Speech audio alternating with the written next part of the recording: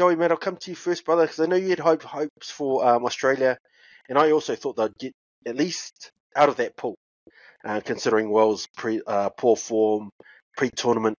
But do you want to touch on that? What went wrong for the Wallabies in your eyes? Oh, what didn't go wrong? I think I think a lot of rugby pundits around the world will agree with me that the first thing that probably went wrong, that Eddie took a big risk on, was going for a youthful side selection versus mixing it up with some older heads who are a bit more experienced and could pass on that experience. Obviously, Eddie has explained himself that he's got an eye for the future in terms of why he chose a squad largely filled with youth. And as a fan of Eddie himself as a coach, I get it, but at the same time, I still think it was too huge a risk, given that it's World Cup, and given that these weren't young fellas who were tried and true. These were green guns who Eddie believes in their talents. Even now, he still believes in the talents that they bring, and believes he chose the right people. He had the right people. They just didn't gel at the right time, and obviously need more time together as a squad to be able to produce the kind of results that we enjoyed on the weekend, which was the quarterfinals. So Eddie has admittedly said that Aussie squad that he selected and took over there, they are definitely not up to the standard of rugby that we saw in the quarterfinals, and he hopes that it will get to that point with the core of the squad for the 2027 World Cup in Australia. So, do we have 4 years to wait and see? Who knows? But I guess the Rugby Australia have already put their money where their mouths are, and have invested in him until the end of that World Cup in Australia. So we'll see. I guess is going to be the tagline. But also, Eddie himself probably knew in the back of his mind that although they weren't going to get the results that everyone wants them to get, and you would expect a country to go for in a World Cup, he always had in his mind that it'll be a better experience for those young lads in the long run, because now that they've got that out of the way, when it comes to the next World Cup, they will be, I guess, in his eyes, battle hardened. But it still doesn't please all the old heads who've played and bled for Australia in that golden jersey. So, yep. Even though it was my prediction that Australia were going to win the World Cup, they didn't. So, that was a big, massive L on my part in terms of my prediction. I even put my money where my mouth was. Didn't win the bet. So, and we're only in semi-final stage, and I lost that bet. So, fuck you, Australia. Yeah, Thank you very much. I agree with all that, mate. The selections of youth, that was a real head scratcher, because the World Cup isn't really a time for rebuilding and picking unknown guys and sort of hoping it works out. So we saw guys like Michael Hooper doing commentary back in Australia, and to his credit, he was actually quite good. So that might be his future.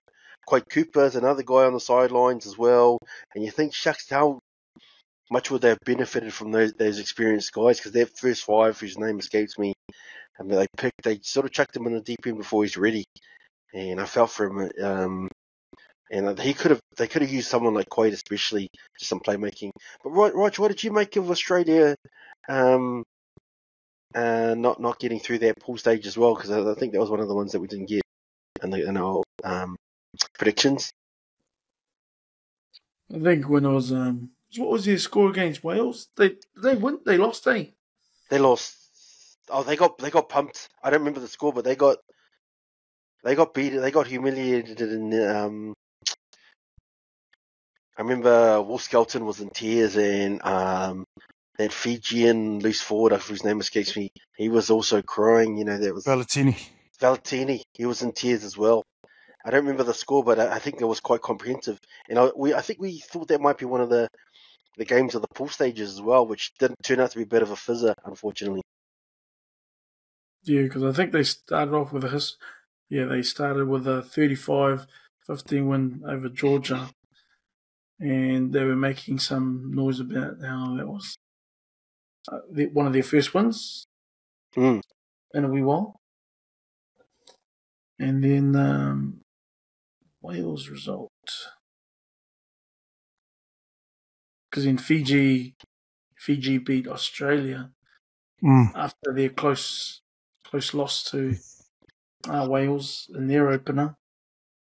Then I think it was what was that score? They did get pumped. 40 points to 6.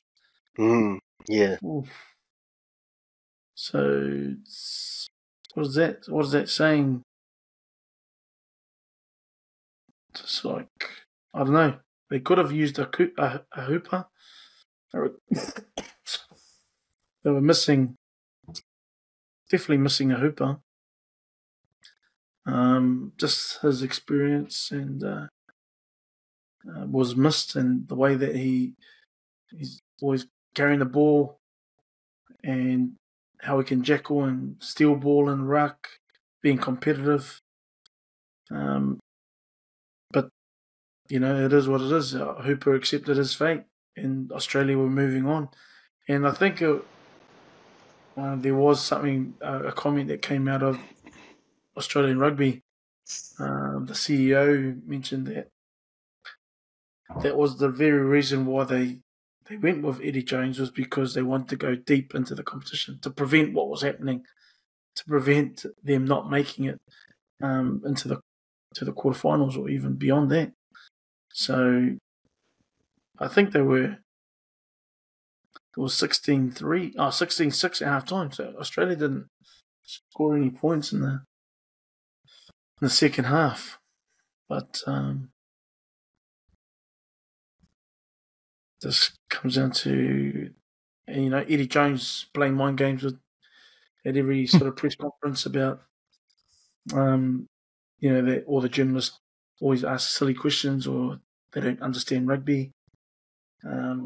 Just being real sort of undermining and belittling journalists when they're just trying to ask a simple question, and he would never give a straightforward answer. It's always got to be a trivial sort of response from Eddie Jones, and as we've known, and sometimes because more often than not, he's been able to come out the other end and trump what the journalists or what the naysayers are trying to make a point about when they question his tactics, when they question his selections.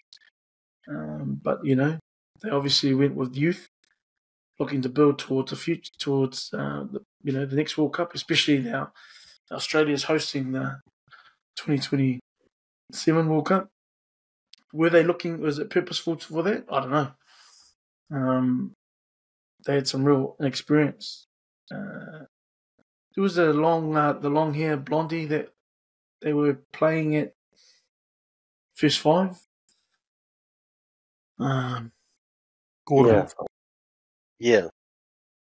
It wasn't up to it, unfortunately, which is a bit of a bummer. And they've gone with Eddie Jones, and they're going to have to. We know he's a good coach, so even though this World Cup isn't the greatest in terms of his coaching resume, we know that he's quality, and I'm hoping he can turn it around, because from a New Zealand side, we need Australia to be good. And you talked about those antics before, Rog. I think one thing we sort of talked about this offline before we started our podcast, but one thing that Eddie Jones, I don't think he realised, was how big the task was and how much work was needed to sort of get Australia to where they needed to get to as a rugby nation. And that's where I think some of his antics were coming from. It was sort of like, all you journalists, everyone, all the media, write your stories about me and what I'm doing and my antics, and not take pressure off my team and their performances.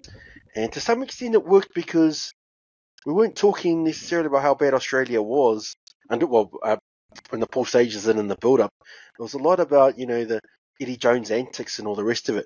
But the flip side of that is the team has to eventually start winning once their pressure's taken off them and start putting in performances. And unfortunately, they weren't able to do that. So, no, I know Eddie Jones is, like I said before, he's a quality coach. I'm hoping he can turn it around for these bloody Wallabies.